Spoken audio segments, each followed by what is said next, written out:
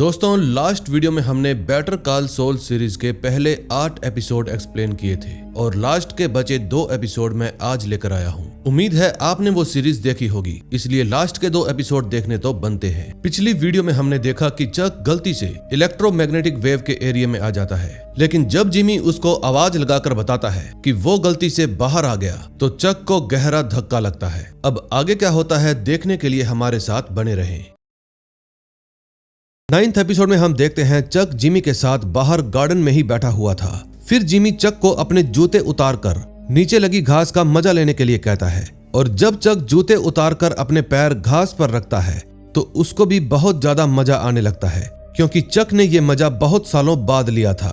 फिर कुछ समय बाद जिमी कोर्ट में चला जाता है, क्योंकि आज जिमी और रिच के बीच में एक छोटा सा मुकदमा था। फिर जिमी जज साहब को कहता है कि रिच की कंपनी को कोई भी अधिकार नहीं है कि वो मुझे बूढ़े लोगों से मिलने से रोके। लेकिन ये बात सुनने के बाद रिच जज साहब को कहता है कि हम जिमी को ओल्ड एज होम में आने के लिए इसलिए रोक रहे हैं क्योंकि बूढ़े लोग वहां पर बहुत ही शांति से रहते हैं और जिमी वहां पर जाकर बहुत शोर शराबा करता है। जज को रिच का पॉइंट ज्यादा अच्छा नहीं लगता, इसलिए आज का केस जिमी जीत जाता है। फिर वो दोबारा से अपने भाई चक के पास जाता है और बताता है कि आज मैंने रिच को इस केस में हरा दिया।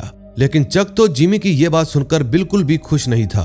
फिर वो जिमी को बताता है कि रिच तुम्हें ऐसे ही छोटे मोटे मामलों में फंसाकर तुम्हारा असली मामले से ध्यान भटका रहा है, इसलिए तुम्हें खुश होने की कोई भी जरूरत नहीं। तुम उसकी बातों में पागल मत बनो, क्योंकि ये मामला बहुत ही बड़ा है, इसलिए हमें इसके लिए बहुत सारे लोगों की जरूरत पड़ने वाली है। अगर हम अकेले ही इस मामले को लेकर बैठ जाएंगे तो हमें इसको सुलझाने में बहुत टाइम लग जाएगा। मुझे लगता है कि हमें ये मामला HHM में दे देना चाहिए। लेकिन जिमी चक की इस बात पर बिल्कुल भी सहमत नहीं था, क्योंकि ये केस उसका खुद का था और वो अपना केस ऐसे ही HHM में नहीं दे सकता था। लेकिन जब चक उसको बार बार समझाता है तो जिमी उसकी बात मान लेता है। लेकिन फिर वो अपने भाई से एक डील करता है कि मैं ये केस HHM को सिर्फ एक ही शर्त पर दूंगा, मुझे भी उस कंपनी में जॉब चाहिए। और इतना कहने के बाद जिमी वहां से चला जाता है। तभी रात को चक स्पेस ब्लैंकेट ओढ़कर बाहर मेल बॉक्स के पास जाता है और उसके अंदर से जिमी का फोन निकालकर किसी को फोन लगाता है।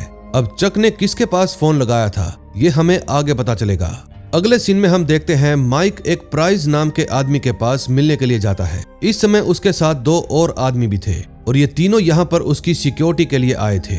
दरअसल प्राइज आज कुछ गैंग मेंबर्स को इल्लीगल गोलियां देने के लिए जाने वाला है और इसके लिए उसको अपनी सिक्योरिटी के लिए कुछ लोगों की जरूरत थी। तभी माइक के साथ वाला आदमी प्राइज को कहता है कि तुम माइक को यहीं पर छोड़ दो और हम दोनों को अपने साथ ले चलो और जो रुपए तुम माइक को देने वाले हो वो रुपए तुम हम दोनों को दे देना। लेकिन ये बात सुनकर माइक को बहुत ज्यादा गुस्सा आ जाता है और फिर वो गुस्से में आकर उस आदमी के गले पर हमला कर देता है, जिसके कारण वो आदमी दर्द में नीचे गिर जाता है। फिर माइक उस आदमी के पास रखी सारी गन्स निकाल लेता है और माइक को ऐसा करता हुआ देखकर वहां मौजूद तीसरा आदमी भाग जाता है। फिर माइक प्राइस को कहता है कि मैं अकेला ही तुम्हें सिक्योरिटी दे सकता हूँ, क्योंकि ये दोनों बावली बूझ किसी काम के नहीं। फिर प्राइस भी माइक को अपने साथ ले जाता है।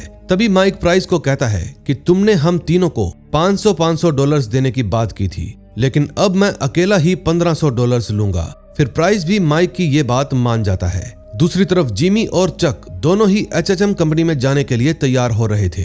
दूसरी तरफ हैमलिन ने भी चक के आने की पूरी तैयारी कर ली थी। फिर वो अपनी कंपनी के पूरे स्टाफ के फोन ऑफ करवाकर एक जगह पर इकट्ठे करवा देता है और पूरी कंपनी के इलेक्ट्रिसिटी सिस्टम को भी ऑफ करवा देता है ताकि चक को कोई भी प्रॉब्लम ना हो। फिर थोड़ी देर बाद चक और जिमी दोनों ही वहां पर पहुंच जाते हैं। चक को देखकर HHM का पूरा स्टाफ चक के लिए तालियां बजाता है और फिर थोड़ी ही देर में वहां पर मीटिंग शुरू हो जाती है। हैमलिन जिमी के लाए हुए केस को देखकर काफी ज्यादा खुश था, क्योंकि उनकी कंपनी के लिए ये केस बहुत ही ज्यादा बड़ा केस था।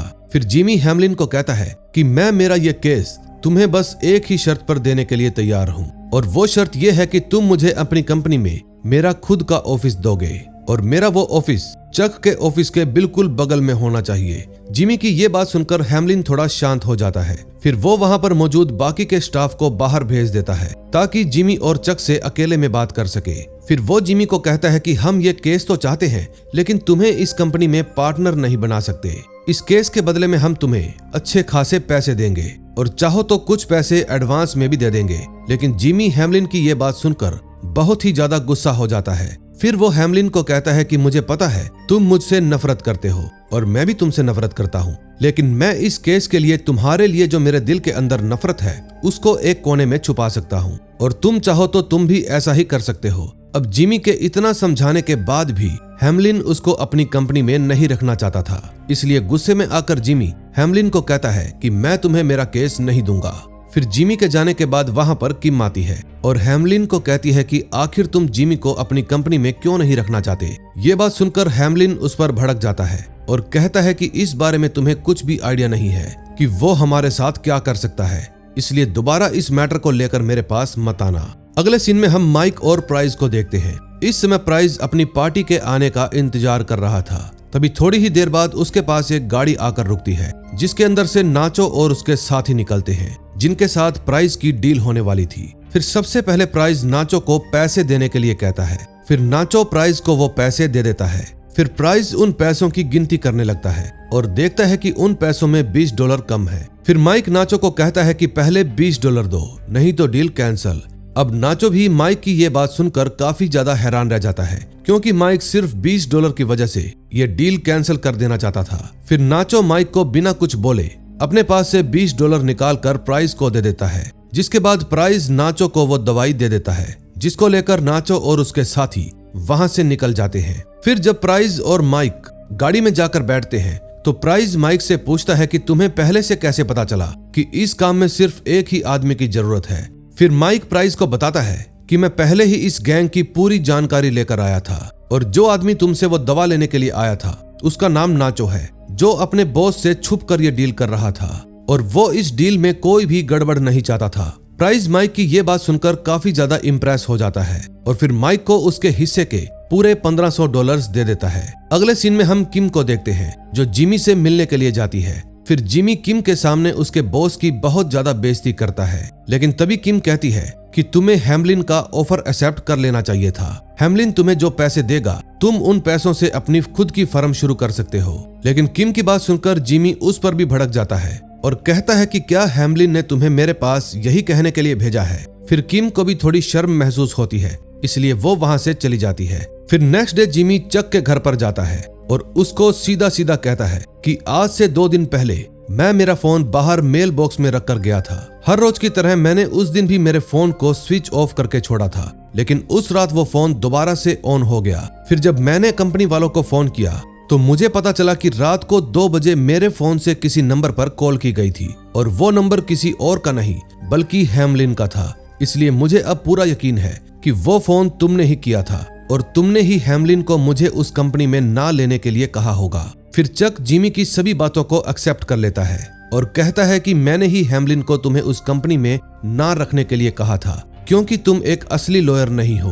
तुम्हारे हाथ में लॉ की डिग्री पकड़ा देना ऐसा है मानो किसी ने बंदर के हाथ में गन पकड़ा दी हो। इसलिए मैं नहीं चाहता कि तुम बिना कुछ किए ही सब कुछ हासिल कर लो। जो मुकाम मैंने सालों की मेहनत करके हासिल किया है वो तुम बिना मेहनत के हासिल नहीं कर सकते। अब चक की बात सुनकर जिमी को गुस्सा आ जाता है, इसलिए वो कहता है कि मैंने कुछ दिनों का राशन लाकर रख दिया है, अगली बार का तुम खुद देख लेना।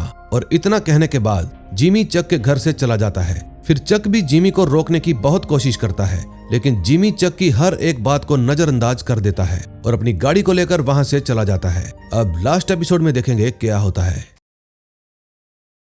लास्ट एपिसोड में हम देखते हैं जिमी HHM कंपनी में जाता है, लेकिन तभी उसके पास किम आती है और पूछती है कि तुम यहाँ पर क्यों आए हो। फिर जिमी किम को कहता है कि मैं तुम्हारी बात मान रहा हूँ, यानी कि मैं सैंड पाइपर क्रॉसिंग का केस अब तुम्हें दे रहा हूँ क्योंकि मुझे पता चल गया है कि हेमलिन ही नहीं बल्कि चक भी यही चाहता है कि मैं इस कंपनी में काम ना करूं। जिमी की बात सुनकर किम जिमी से पूछती है कि आखिर तुम्हें यह किसने बताया। फिर जिमी किम को कहता है कि मुझे बस कहीं से पता चल गया, तुम्हारा इससे कोई भी लेना देना नहीं है। दरअसल किम को भी इस बारे में पहले से ही पता था क्योंकि हेमलिन ने उसको बता दिया था कि चक खुद नहीं चाहता कि हम जिमी को इस फर्म में काम करने दें। फिर जिमी किम से पूछता है कि आखिर तुमने मुझे पहले इसके बारे में क्यों नहीं बताया। फिर किम कहती है क्योंकि मैं नहीं चाहती थी कि तुम अपने भाई से नफरत करो। फिर जिमी सीधा हेमलिन के ऑफिस में चला जाता है और वहां जाकर हेमलिन से माफी मांगता है। हेमलिन भी जिमी को माफ कर देता है। फिर हेमलिन जिमी को कहता है कि मैं भी हमेशा से ही तुम्हें इस फर्म में देखना चाहता था, लेकिन चक भी हमारी इस कंपनी में बहुत ही अहम है। इसलिए मैं चाहते हुए भी तुम्हें इस कंपनी में काम नहीं करने दे सकता। फिर जिमी उसकी बात समझ जाता है और चुप हो जाता है। फिर हैमलिन जिमी को उसके केस की ऑफ काउंसिल पेमेंट ला कर देता है, जिसको वो खुशी खुशी अपने पास रख लेता है। फिर हैमलिन उसको कहता है कि केस खत्म होने के बाद हम तुम्हें इस केस का 20% और भी देंगे, जो कि $4 लाख बनता है। ये बात जानकर जिमी बहुत ज्यादा खुश हो जाता है। फिर वो हैमलिन को एक लिस्ट देता है जिसके अंदर चक का यूज किया जाने वाला हर रोज का सामान लिखा हुआ था। फिर जिमी हैमलिन को कहता है कि क्या तुम ये काम हर रोज कर पाओगे, क्योंकि इस सामान की चक को हर रोज जरूरत पड़ती है। फिर हैमलिन भी उसका ये काम करने के लिए मान जाता है और जिमी वहां से चला जाता है। फिर जिमी दोबारा से अपने पुराने शहर शिकागो में जाता है और वहां जाकर वो अपने पुराने दोस्त मार्को से मिलता है। मार्को जिमी से काफी वक्त बाद मिल रहा था, इसलिए वो उससे मिलकर काफी खुश हो जाता है। फिर जिमी मार्को से पूछता है कि आखिर तुम अभी क्या कर रहे हो। मार्को कहता है कि मैं मेरे साले की कंपनी में काम करता हूँ। फिर जिमी भी ये बात जानकर बहुत ज्यादा खुश हो जाता है। फिर वो दोनों एक बार फिर से लोगों को उल्लू बनाने का काम शुरू कर देते हैं। फिर एक दिन वो बार में जाते हैं और वहाँ एक आदमी को देखते हैं जो दिखने में बहुत अमीर आदमी लग रहा था। फिर मार्को और जिमी अपना नाटक शुरू कर देते हैं। जिमी मार्को को एक हाफ कैनेडी डॉलर का सिक्का दिखाता है और कहता है कि ये बहुत ही ज्यादा कीमती सिक्का है और मार्केट में इस कॉइन का प्राइस $800 है, लेकिन मुझे पैसों की सख्त जरूरत है, इसलिए मैं तुम्हें ये सिक्का $100 में दे दूंगा। फिर जिमी रेस्ट रूम में चला जाता है, जिसके जाने के बाद मार्को उस अमीर आदमी के सामने अपने किसी बंदे को फोन करता है और उससे उस सिक्के के बारे में पूछता है। मार्को ऐसे नाटक करता है जैसे उसको पता चल गया हो कि जिमी वाला सिक्का सच में $800 का है। इसलिए जब जिमी रेस्ट रूम से बाहर आता है तो मार्को जिमी को $50 में वो सिक्का देने को कहता है। अब सामने बैठे आदमी को भी ये यकीन हो जाता है कि जिमी के पास वाला सिक्का $800 का ही होगा, इसलिए वो जल्दी से आकर जिमी को $110 देकर कहता है कि ये सिक्का मुझे दे दो, और फिर वो सिक्का लेकर वहां से चला जाता है। फिर उस आदमी के जाने के बाद जिमी और मार्को बहुत ही ज्यादा खुश हो जाते हैं और बार में मौजूद सभी को अपनी तरफ से पार्टी दे देते हैं। अब वो हर रोज इसी तरह किसी न किसी को उल्लू बनाने का काम शुरू कर देते हैं और काफी सारे पैसे इकट्ठा कर लेते हैं। एक दिन जिमी देखता है कि उसके फोन में काफी सारे क्लाइंट्स के मैसेज आए हुए हैं और ये देखकर जिमी मार्को को कहता है कि अब मुझे वापस अपने काम पर जाना होगा। जिमी की बात सुनकर मार्को उसको यहीं पर रुकने के लिए कहता है, लेकिन जिमी का काम भी जरूरी था, इसलिए जिमी ने वापस जाने का मन बना लिया था। तभी मार्को जिमी को एक नकली रोलेक्स की घड़ी दिखाता है। ये बिल्कुल वैसी ही घड़ी थी जिसको बेचकर ये लोगों के साथ स्कैम किया करते थे। इसलिए मार्को जिमी को वो घड़ी दिखाकर कहता है कि अब मेरे पास सिर्फ एक ही घड़ी बची है, अब क्या तुम जाने से पहले इसको बेचने में मेरी हेल्प कर सकते हो? फिर तुम चले जाना, मैं तुम्हें नहीं रोकूंगा। फिर जिमी भी मार्को की बात मान जाता है। फिर उसी रात जिमी एक आदमी के साथ एक गली से गुजरता है। तभी वो आदमी एक पर्स देखता है जिसके अंदर $1000 से भी ज्यादा कैश था। दरअसल ये जिमी और मार्को का प्लान था। तभी उस आदमी को अपने सामने जमीन पर मार्को पड़ा हुआ दिखाई देता है। फिर जिमी और मार्को के प्लान के हिसाब से जिमी मार्को को उठाने की कोशिश करता है, लेकिन आज मार्को जिमी के उठाने से नहीं उठता। यह देखकर जिमी को काफी ज्यादा अजीब लगता है। फिर वो दोबारा से मार्को को उठाने की कोशिश करता है, लेकिन मार्को उठता ही नहीं। अब जिमी को अंदाजा हो जाता है कि मार्को को हार्ट अटैक आया है, इसलिए जिमी अपने साथ वाले आदमी को इमरजेंसी नंबर पर कॉल लगाने के लिए कहता है, लेकिन वो आदमी डर के मारे वहां से भाग जाता है। तभी मार्को को भी होश आ जाता है। फिर वो जिमी को कहता है कि पिछला हफ्ता मेरी लाइफ का सबसे बेस्ट हफ्ता था, और मार्को के इतना कहते ही उसकी वहीं पर मौत हो जाती है। फिर नेक्स्ट डे मार्को का फ्यूनरल किया जाता है। उस समय जिमी बहुत ही ज्यादा उदास था। तभी जिमी के पास किम की कॉल आती है और वो जिमी को कहती है कि तुम जल्दी से वापस आ जाओ, क्योंकि सैंड पाइपर क्रॉसिंग वाला केस बहुत ही ज्यादा लंबा खिंच रहा है और HHM एक दूसरी फर्म जिसका नाम डेविस एंड मेन है उसके साथ पार्टनरशिप कर रहा है, और डेविस एंड मेन वाली फर्म तुम्हें हायर करना चाहती है और ये तुम्हारे लिए बेस्ट ऑफर होगा, क्योंकि तुम वहां पर और भी केसेस पर काम कर सकते हो। जिमी ये बात सुनकर बहुत खुश हो जाता है और सीधा चक के घर के बाहर पहुंच जाता है, लेकिन उसको वहां पर अर्नी नाम का एक लड़का मिलता है जो अब चक को उसकी जरूरत का सामान ला कर देता था। फिर जिमी अर्नी से चक का हाल चाल पूछता है, खुद उससे मिलने के लिए नहीं जाता। इस समय चक को भी पता चल गया था कि जिमी उसके घर के बाहर है। फिर वो जिमी के पास जाने की कोशिश करता है, लेकिन तब तक जिमी अपनी गाड़ी में बैठकर वहां से चला गया था। फिर जिमी अपने कोर्ट की तरफ जाने लगता है, लेकिन तभी चलते चलते एकदम से रुक जाता है और कुछ सोचने लगता है। फिर वो अपनी गाड़ी उठाता है और वहां से निकल जाता है। अब जिमी को ऐसा क्या याद आ गया था जिससे वो कोर्ट में जाने के बजाय वहां से वापस चला गया। ये हमें अगले सीजन में पता चलेगा। और इसी के साथ बेटर कॉल सॉल का फर्स्ट सीजन खत्म हो जाता है। दोस्तों, अगर आपको बेटर कॉल सॉल का फर्स्ट सीजन पसंद आया हो और मेरी एक्सप्लेनेशन भी पसंद आई हो तो प्लीज वीडियो को लाइक करके चैनल को सब्सक्राइब कर दें। अगर आप चाहते हैं कि मैं इसका सेकंड सीजन लेकर आऊं तो वीडियो को हाइप करें, अपने दोस्तों के साथ शेयर करें और कमेंट में नेक्स्ट सीजन जरूर लिखें ताकि इस वीडियो को ज्यादा से ज्यादा लोग देखें और इसके व्यूज भी अच्छे आए। हम मिलेंगे नेक्स्ट वीडियो में। Till then bye bye.